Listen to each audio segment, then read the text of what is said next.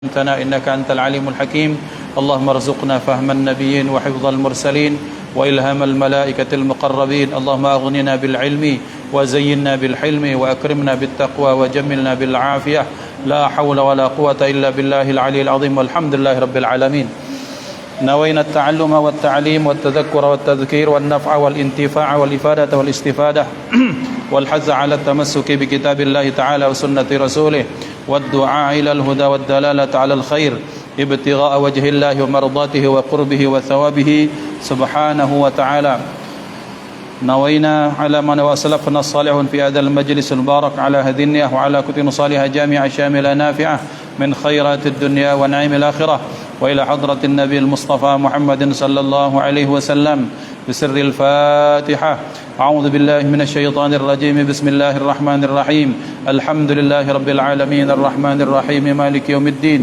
إياك نعبد وإياك نستعين اهدنا الصراط المستقيم صراط الذين أنعمت عليهم غير المغضوب عليهم ولا الضالين آمين.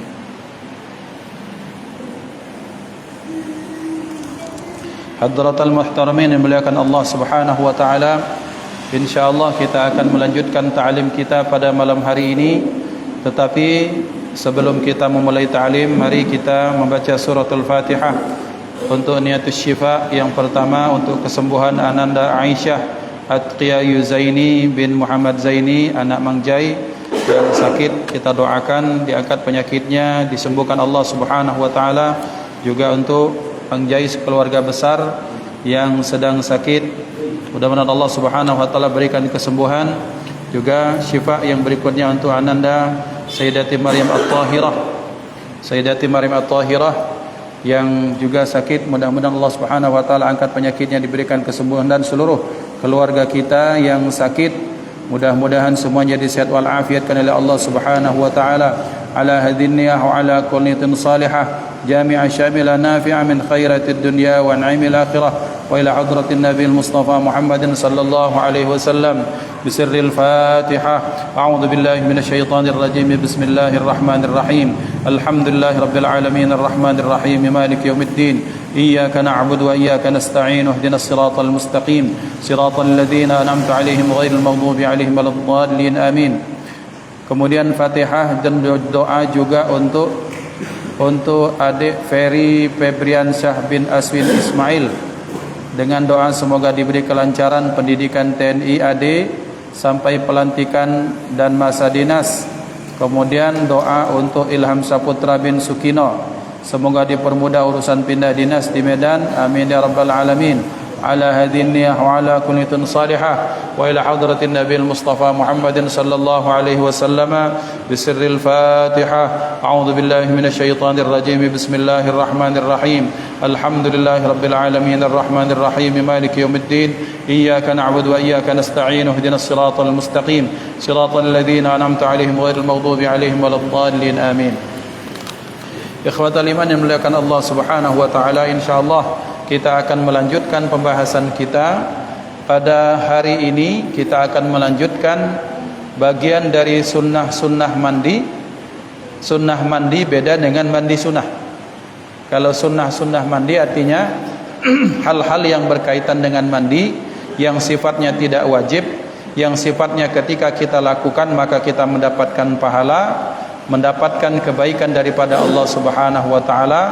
Banyak sekali. Yang pertama, salah satunya sebelum ketika kita melaksanakan mandi, maka kita disunnahkan untuk berbersih.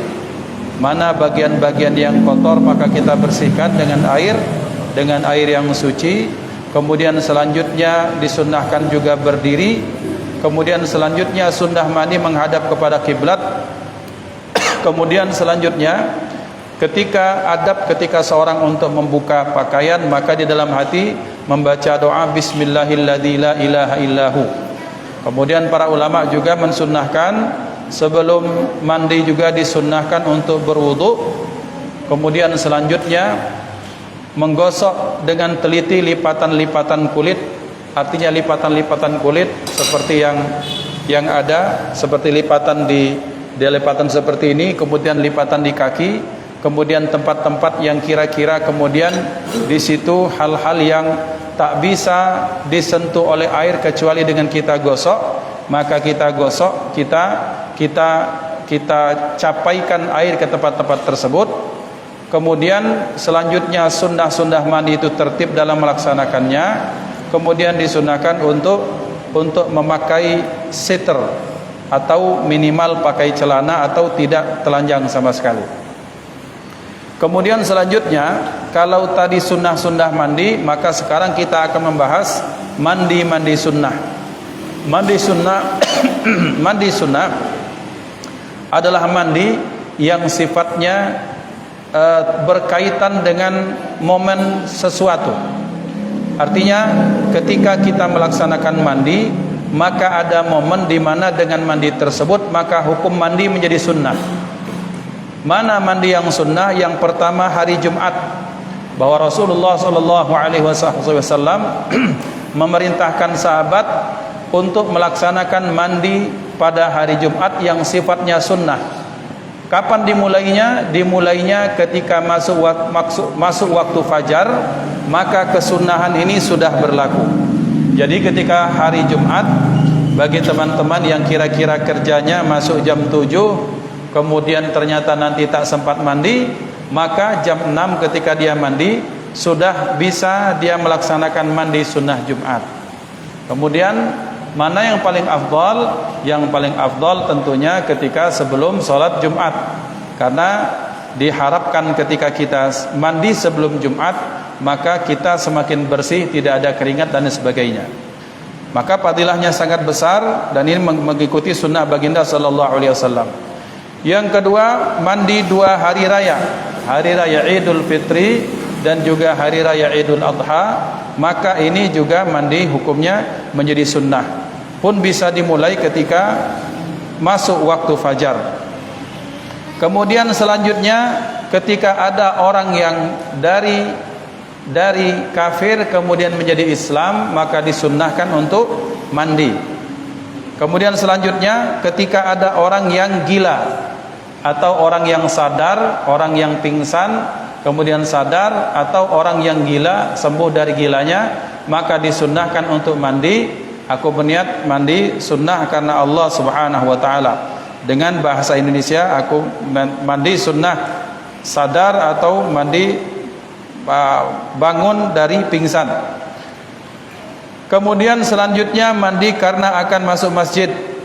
Ini masyhur, artinya ini sudah adi, sudah biasa. Ketika mandi untuk masuk masjid, bagian dari kita masuk masjid, bagian hormatan lil masjidi, bagian menghormati masjid, maka ini bagian dari kesunahan untuk mandi. Setelah itu mandi setelah berbekam.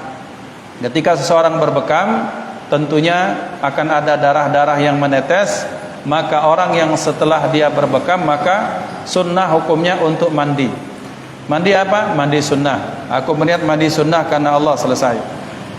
Kemudian selanjutnya mandi setiap malam Ramadan, yang ini merupakan amalan para aulia. Para aulia mengikut sunnah Rasulullah sallallahu alaihi wasallam, mereka juga mandi pada bulan Ramadan. Kemudian mandi kapan? Selanjutnya mandi setelah kita memandikan jenazah, atau mandi setelah kita mendatangi jenazah atau mengantar jenazah, walaupun kita tidak termasuk orang yang memandikan. Karena mengapa dikatakan para ulama, ketika seseorang datang, maka boleh jadi di situ dia ada terkena aura kesedihannya, mungkin terkena aura yang apapun itu, maka apalagi bagi orang yang memandikan jenazah, maka hukumnya sunnah untuk mandi supaya mereka terbebas dari keraguan terhadap najis yang kena ke badan. Selanjutnya, ikhwan dimuliakan Allah, setelah sunnah-sunnah mandi, maka kita masuk bab yang baru, fasal yang baru, yaitu syurutul wudu'i 10. Kita masuk malam hari ini, syarat yang berikutnya, pembahasan berikutnya adalah syarat-syarat wudu atau syarat-syarat mandi. Artinya wudu atau mandi itu boleh atau bisa dilakukan oleh siapapun. Maka ada 10 syarat wudu dan syarat mandi. Yang pertama, bismillahirrahmanirrahim. Qala al-muallif rahimahullahu taala wa nafa'ana bi'ulumihi. Syurutul wudu'i 'asyaratun. Syarat wudu itu ada 10. Al-islamu, yang pertama Islam. Mengapa Islam dijadikan syarat yang pertama? Karena sebagaimana yang kita pelajari dalam hadis bahwa ketika Rasulullah sallallahu alaihi wasallam ditanya oleh malaikat Jibril, apa itu Islam wahai Muhammad? Maka beliau menjawab, syahadatu an la ilaha illallah wa anna Muhammadar Rasulullah. Maka Islam merupakan pintu di mana seseorang resmi menjadi mukallaf. Apa mukallaf? Mukallaf adalah orang yang dibebani hukum syariat padanya. Apa beda mukallaf dengan muallaf? Muallaf adalah orang yang baru masuk Islam, orang yang tertarik dengan Islam, kemudian orang tersebut diharapkan dia tertarik masuk Islam, namanya muallaf. Maka ketika diberikan keringanan hukum, diberikan zakat, sekalipun muallaf itu orangnya kaya, milioner, dia orang kaya, masuk Islam, tapi tetap dia berhak untuk diberikan zakat, untuk menunjukkan bahwa Islam adalah agama yang peduli kepadanya. Nah, tetapi ketika seseorang sudah dia menjadi baligh, maka dia disebut sebagai mukallaf. Mukallaf itu artinya orang yang punya beban hukum syariat. Maka siapapun kalau dia sudah mengucapkan syahadat, baik syahadatnya itu dari lahir, Islamnya dari lahir, keturunan, ataukah Islamnya karena kemudian dia mengucapkan syahadat setelah dewasa, maka ini orang menjadi mukallaf. Maka setiap orang yang syahadat mukallaf, maka berarti dia wajib melaksanakan hukum-hukum Islam. Yang wajib menjadi wajib, yang haram menjadi haram untuk dikerjakan. Artinya ketika sholat maka hukumnya wajib. Ketika yang larangan berupa misalnya larangan khamar pun berlaku pada orang tersebut. Maka orang yang sah untuk wudu, maka pertama orang Islam. Berarti ada orang, dia artis, dia kemudian mencontohkan film. Ahlan wa sahlan Ustaz, tafadhal. Tafadhal. Dia mencontohkan film, jadi apa misalnya, jadi artis, ustazah atau ustaz misalnya. Tafadhal. Maka ini orang sekalipun wudunya benar, sekalipun wudunya lengkap, tetapi tidak sah karena dia tidak bersyahadat. Jadi siapapun dia di dalam hukum syariat, ketika dia puasa, dia zakat, dia sholat, dia apapun, tetapi dia tidak masuk pintu syahadat, maka amalannya dianggap menjadi amalan-amalan dunia. Ketika dia berpuasa, puasa itu dampaknya memberikan kesehatan secara lahir. Maka orang kalau berpuasa maka diberikan kesehatan, tetap diberikan, tetapi dia tak mendapatkan pahalanya. Karena pahala itu adalah reward atau balasan daripada Allah manakala seseorang masuk pintu syahadat. Ketika dia sudah masuk, asyhadu an la ilaha illallah wa asyhadu anna Muhammadar Rasulullah, dia mengucap syahadat, hari itu juga maka dia menjadi mukallaf. Maka ketika dia berwudu, maka wudunya menjadi sah, menjadi diterima Allah karena sebab Islamnya. Yang kedua, syarat wudu itu adalah tamyiz. Tamyiz itu dari kata-kata mayyaza yumayyizu tamyizan, artinya mampu membedakan. Membedakan dalam hal-hal yang paling sederhana. Dia tori. Anak-anak yang hadir ini sudah tamyiz. Perilakunya namanya tamyiz, orangnya namanya mumayyiz. Mengapa? Karena yang disebut sebagai tamyiz itu membedakan mana yang paling dasar, mana arah atas, mana bawah, mana kanan, mana kiri, mana panas, mana dingin. Maka ini namanya tamyiz. Yang tamyiz berwudu maka sah wudunya. Kemudian kalau ternyata bagaimana yang tamyiz ketika dia melakukan syariat yang lain, misalnya sholat, puasa, zakat, haji. Contoh kata misalnya haji. haji itu adalah ibadah yang wajib sekali seumur hidup. Bagaimana orang yang bagaimana orang yang tamyiz? Maka orang yang tamyiz, anak-anak yang tamyiz, ketika dia berhaji, maka dia dapat pahala hajinya, orang tua dapat pahala hajinya, tapi anaknya belum gugur kewajiban, artinya tetap akan wajib haji sampai umur. Jadi ikhwan dimuliakan Allah, tetapi kelebihan anak-anak yang tamyiz, ketika dia melakukan kebaikan, maka orang tuanya mendapatkan pahala kebaikan ketika dia melakukan amalan-amalan saleh. Maka berarti jangan sampai bab wudu ini terlepas oleh kita. Maksudnya terlepas, jangan sampai bab pahala wudu ini ternyata kita kecolongan sama gurunya yang ngajarinnya ustaz, yang ngajarnya ustazah di TPQ. Sayang, karena setiap anak wudu kalau yang ngajarinya adalah ayah dan ibunya, maka yang dapat pahala ayah ibunya. Kalau yang ngajari wudunya adalah ustaz-ustazahnya, setiap kali anak wudu, maka yang dapat pahala ustaz dan ustazah. Rugi.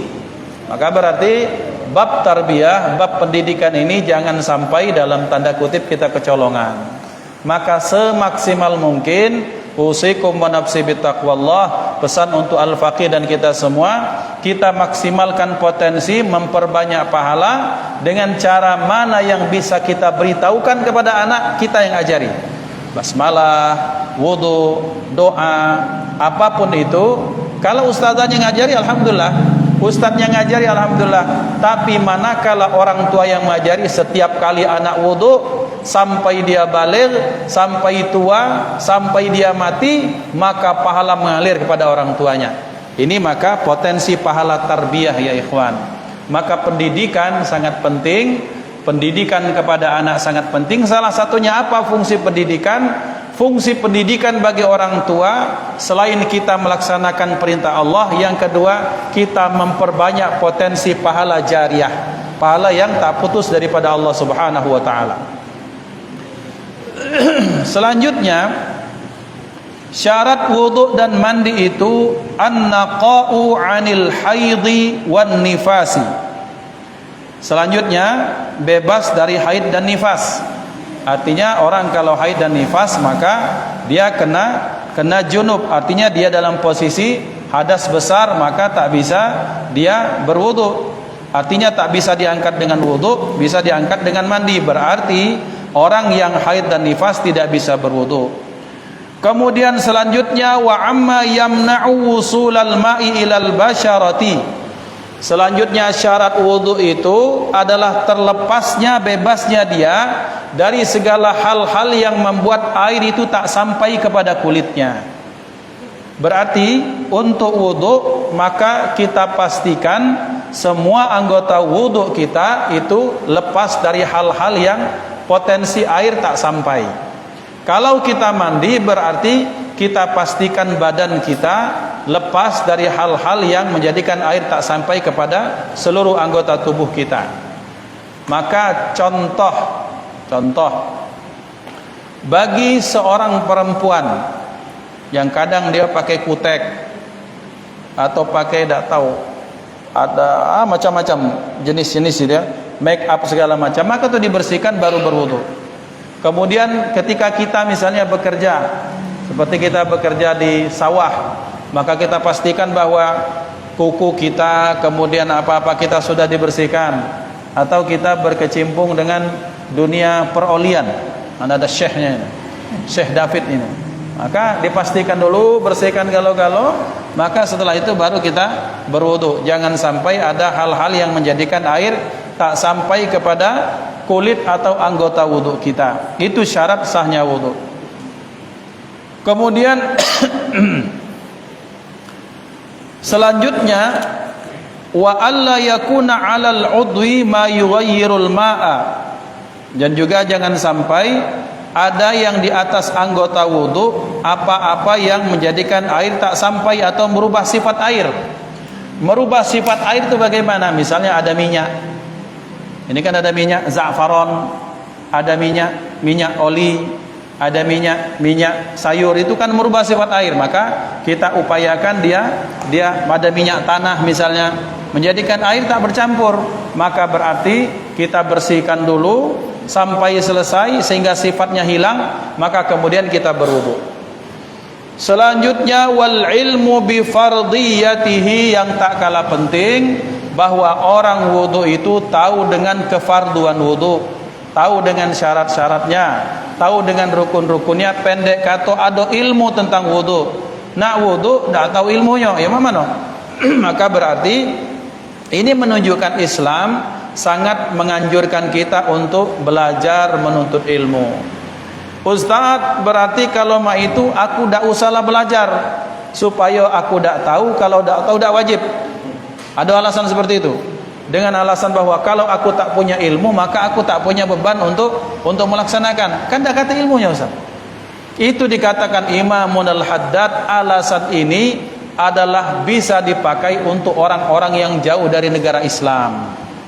Di Brazil sana, masuk hutan Papua, masuk Antartika di sana, di mana akses ilmu itu susah, maka itu bisa. Sekarang itu tidak bisa menjadi alasan.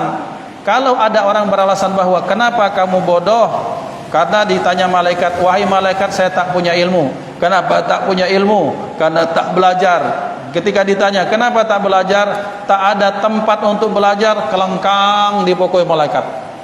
Ente di Palembang, di mana-mana kanan kiri majelis galo.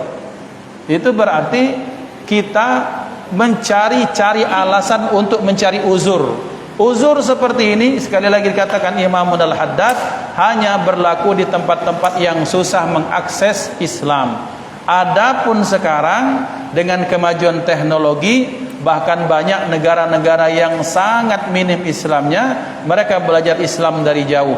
Bahkan betapa banyak ada yang mualaf ya ikhwan, belajarnya lewat YouTube. Di mana? Di Venezuela, di mana? Di Brazil, di mana? Di Meksiko. Negara-negara yang minoritas, akhirnya mereka belajar via virtual.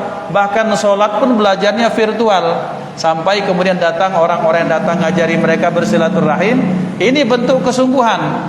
Berarti tidak ada uzur ketika seorang, kenapa kamu tak bisa wudu? Ustaz, saya tak punya ilmu. Kenapa tak punya ilmu? Tidak ada majelis. Di Palembang banyak majelis, di Musala An-Nur ada majelis, di tempat-tempat lain ada majelis. Maka orang-orang seperti ini itu di akhirat tetap dia akan disalahkan Allah karena tidak mau mencari ilmu. Berarti al-ilmu bi fardiyatihi itu tetap berlaku. Ilmu dengan kefarduan wudu itu menjadi syarat mutlak bagi kita untuk mencari ilmu. Selanjutnya, wa an la ya'taqida fardan min furudihi sunnatan. Selanjutnya syarat wudu itu orang yang berwudu tidak beriktikad, tidak berkeyakinan manakala yang fardu wudu diakui sebagai sunnah. Niat itu hukumnya sudah tahu kita rukun wudu. Terus dia yakin, wah kalau niat itu hukumnya sunnah, maka itu tidak seperti itu. Bahwa orang-orang seperti itu harus meyakini kalau fardu ya fardu, kalau sunnah ya sunnah. Berarti fardu wudu ya fardu wudu, kalau sunnah wudu ya sunnah wudu. Maka ikhwan dimuliakan Allah, itu syarat berikutnya. Kemudian selanjutnya wal ma'u at-tahuru, berikutnya syaratnya adalah air yang suci. Suci lagi mensucikan. Bagaimana mau suci sementara airnya suci tidak mensucikan? Kemudian selanjutnya wadukhulul waqti. Dukhulul waqti ini masuknya waktu. Syaratnya bagi siapa? Ini syarat yang khusus bagi orang yang istihadah atau orang yang beser. Istihadah itu apa? Wanita yang sudah hari ke-15 dia haid, kemudian dia keluar darahnya, maka itu darah yang tak stop-stop, itu kan darah penyakit.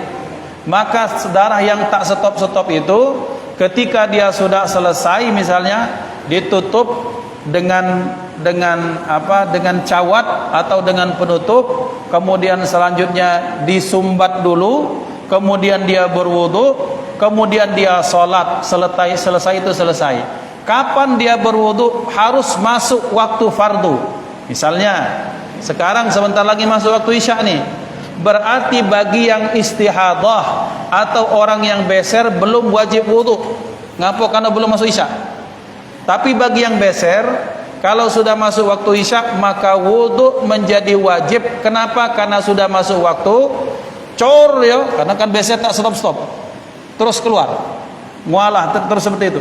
Maka ketika dia beser seperti itu, maka selesai dia tutup pakai cawat, kemudian dia wudu, dia langsung sholat, selesai itu selesai. Maka setelah itu wudu tak menjadi wajib lagi. Karena kenapa? Wajibnya ketika masuk waktu untuk menyelamatkan sholatnya, lihormatil waktu. Ini bagian daripada rukhsah. Kalau untuk perempuan istihadah berarti 15 hari, 16 hari, 20 hari masih haid, bukan haid lagi, namanya istihadah. Maka dia berwudu kapan? Ketika mau sholat, ketika masuk sholat, maka dia dukhulul waktinya. Kemudian selanjutnya, wal muwalatu, berturut-turut secara langsung antara wudu dan sholat bagi orang yang selalu hadas juga seperti itu. Al-mualah artinya ketika dia masuk wudu dia harus langsung melaksanakan kewajibannya untuk sholat, jangan ditunda-tunda. Ngapo? Kalau ditunda kan akan muncul najis yang baru lagi. Maka disitulah ikhwan dimuliakan Allah rukhsahnya hukum di dalam Islam. Dan kemudian mualah ini ada sebagian yang mengartikan bahwa mualah itu ketika wudu belum sempat kering bagian wudu yang pertama, dilanjutkan dengan wudu yang kedua, anggota yang berikutnya.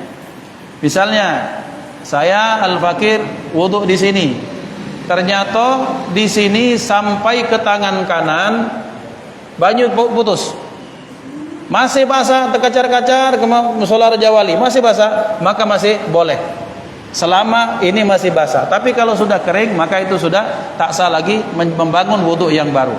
Maka ini dikatakan ulama syaratnya untuk mandi dan wudu itu ada 10, salah satunya wal muala.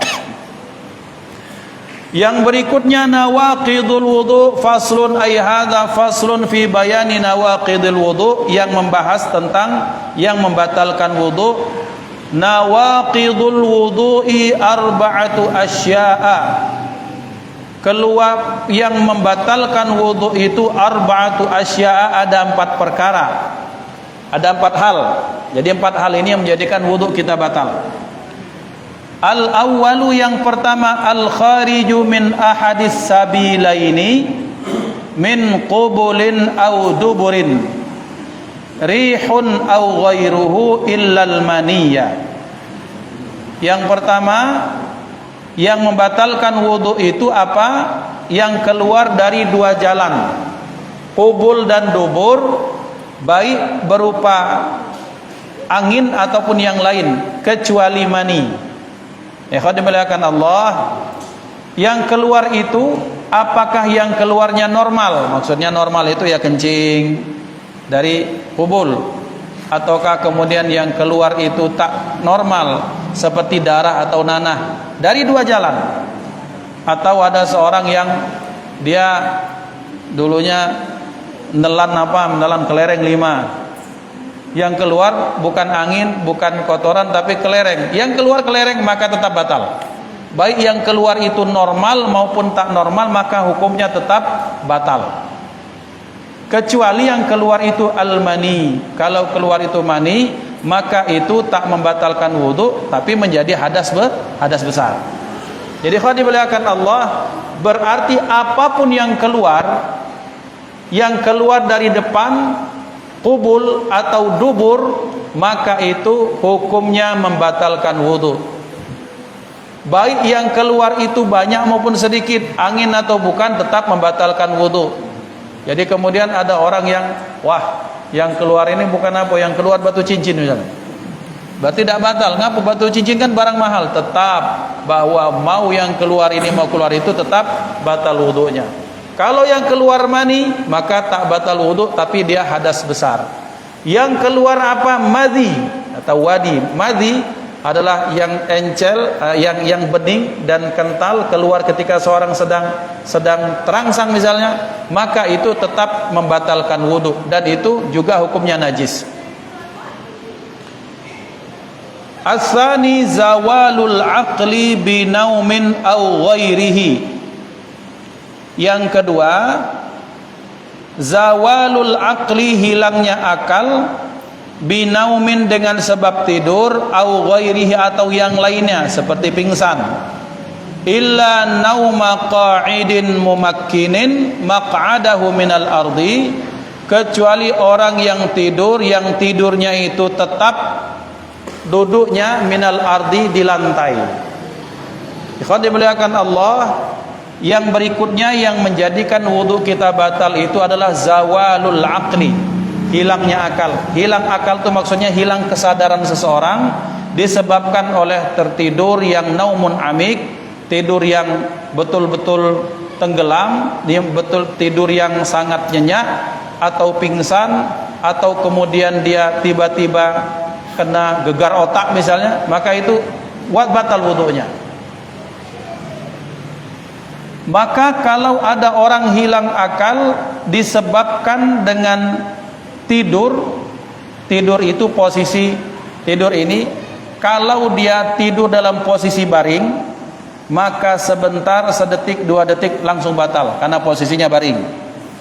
Kecuali dia duduk itu dikatakan ulama selama duduknya tak terangkat pantatnya, badannya goyang-goyang kanan kiri, tak terangkat dari tempatnya posisi pantat, maka itu hukumnya masih belum membatalkan. Tapi kalau sudah tutup seperti itu terangkat, maka batal. Nah Ustaz, kami tidak tahu terangkat atau tidak, namanya tidur. Nah berarti itu bukti bahwa itu hilang akal. Ya kan begitu ya. Ustaz, aku merasa sudah hilang akal. Ente merasa sudah hilang akal, itu hilang akal. Karena ketika kamu betul-betul ngantuk-ngantuk, sadar bahwa oh ya itu tidur. Tapi kalau sudah untuk terangkat atau sampai seperti itu, maka itu hukumnya dia sudah batal. Ikhwan dimuliakan Allah, maka tidur itu kenikmatan, ngantuk itu nikmat. Tapi kemudian jangan dijadikan alasan bahwa kemudian menjadikan kita, oh aku dah batal. Sudah lebih pasti lagi kita memperbaharui tajdidul wudu. Sekalipun ternyata kalau wudu kita tak batal, toh kalau diperbarui itu lebih afdal lagi. Itu bab seperti itu. Ini biasanya banyak terjadi di mana? Biasanya di pesantren-pesantren. Karena anak-anak begadang, apalagi kalau hari Jumat malamnya biasanya mereka begadang atau mereka tahajudan atau mereka riyadhahan, sampai dampaknya ketika Jumatan itu ada 100 orang, 40-nya, 60-nya rata-rata wudu, rata-rata terkantuk. Maka terkantuk itu macam-macam sikap seperti itu. Kalau sudah terangkat, maka berarti sudah batal, ya. Apalagi kalau sudah bilang bahwa sholat Jumat ini kok enggak ada khutbah, wah itu bahaya. Tahu-tahu bangun-bangun sudah langsung sholat, dia tuh dari awal ternyata tertidur. Kemudian selanjutnya, iltiqa'u basyaratai rajulin wa imra'atin kabiraini ajnabiyaini min ghairi hailin. Yang ketiga, bertemunya kulit laki-laki perempuan yang besar yang ajnabi. Nah kita garis bawahi ajnabi. Bapak-bapak, bertemunya 2 kulit laki-laki perempuan yang besar atau dewasa, ajnabi itu asing. Siapa asing? Yang asing itu dalam hukum fikih namanya orang yang halal nikah, namanya orang asing. Maka dari sinilah alasan mengapa Imam Syafi'i beranggapan bahwa beliau berijtihad bahwa suami dan istri itu membatalkan wudu, karena memang pada dasarnya mereka orang asing. Dengan bukti bahwa ketika cerai tetap jadi asing. Karena memang pada dasarnya memang halal nikah, disebut sebagai orang yang bukan orang asing, manakala dalam Islam disebut sebagai mahram atau orang yang haram nikah. Orang yang haram nikah siapapun dia dengan pertalian apapun dengan sebab apapun maka disebut sebagai orang dalam atau bukan orang asing.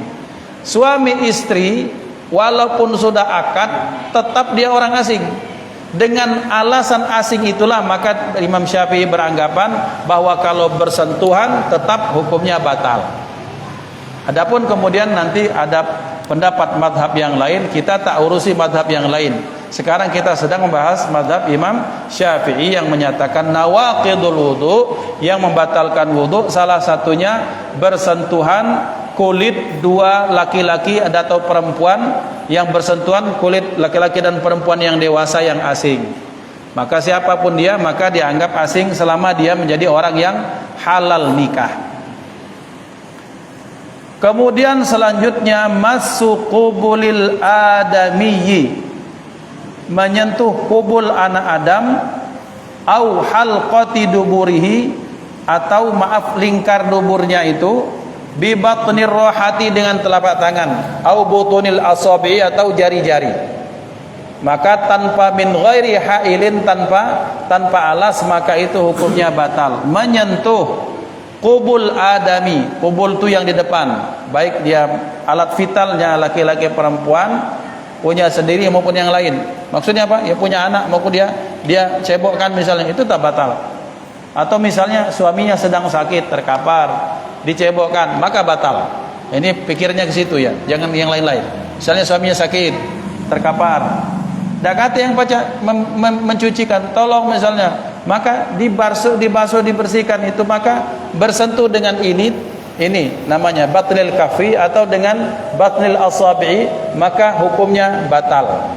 Min ghairi hailin, tanpa alas. Atau halaqati duburi, atau maaf halaqah lingkar dubur itu dengan yang seperti ini maka hukumnya batal. Bagaimana Ustaz kalau dengan yang ini? Maka tidak batal. Namanya di sini bukan batlul kafin. Yang membatalkan itu yang area yang sini saja. Maka ini ikhwan dimuliakan Allah yang membatalkan wudu. Ulangi lagi, membatalkan wudu apa? Keluar dari dua jalan depan dan belakang. Baik normal keluarnya ataupun tidak kecuali mani. Yang kedua apa?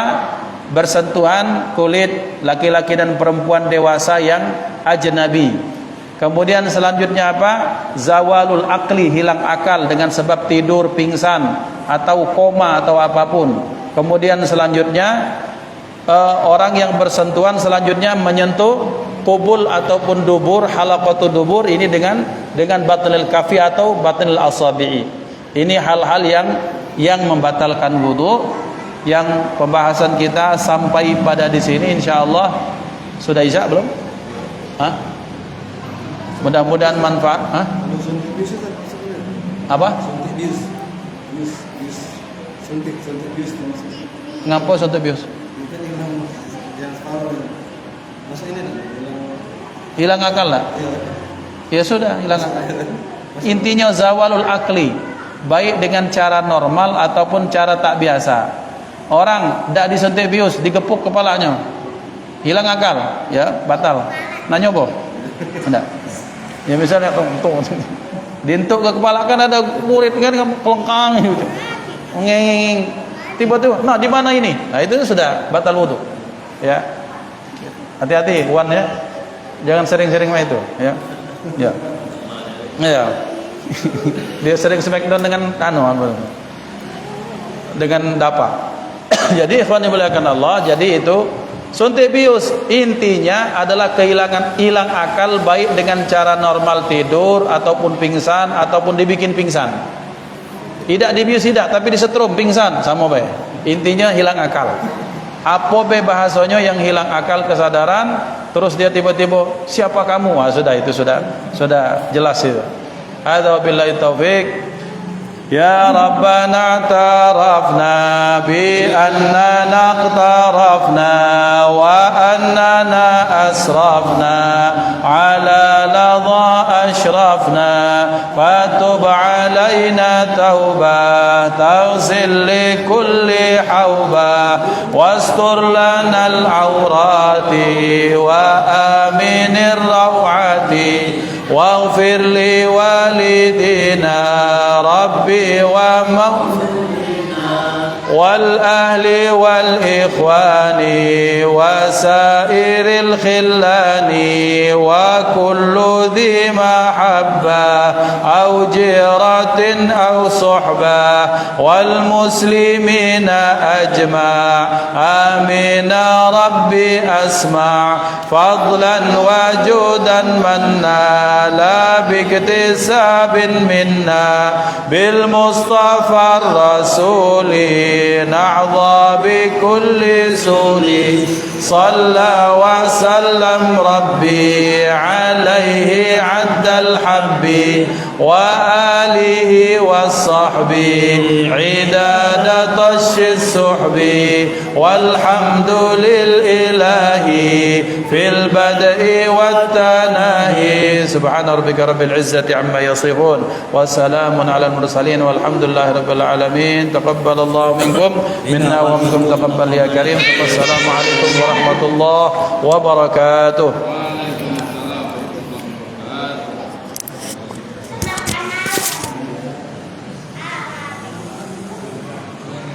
Alam Ustaz Bekar.